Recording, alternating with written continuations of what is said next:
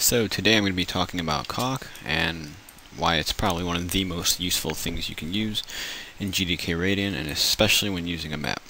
So right now I just have a basic brush, this flat object which has textures all around, and I'm just going to caulk everything that should be caulked. So follow along.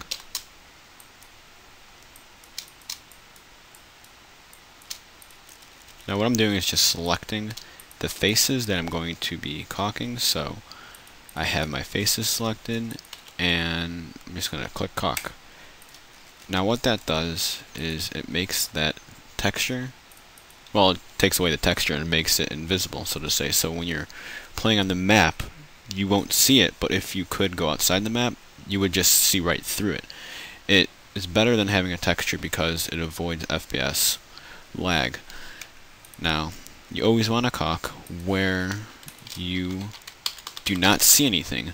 So, for instance, if I were to make some scenery in the background of this map,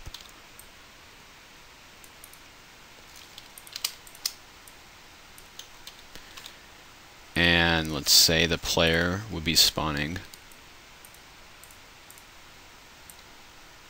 and you essentially didn't want him to leave the platform or anything beyond this platform, he wouldn't be able to reach. So he would only be able to see the two sides here.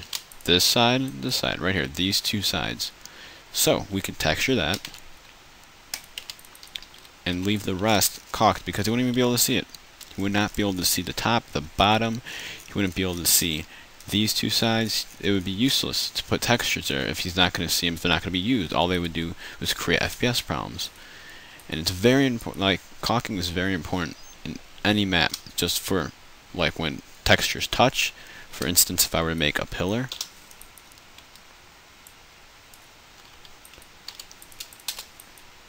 this pillar has the texture going all around it. Now the bottom of it is caulked because I clipped it, and that's exactly how it should be because there's no need for the texture to be in the bottom of that.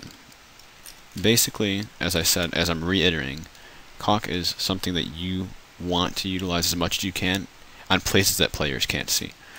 Now how caulk reacts in terms of being a shader is that it is like an invisible wall.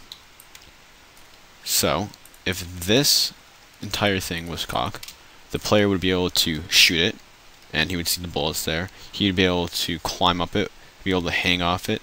It's just a textureless texture basically that you can see right through.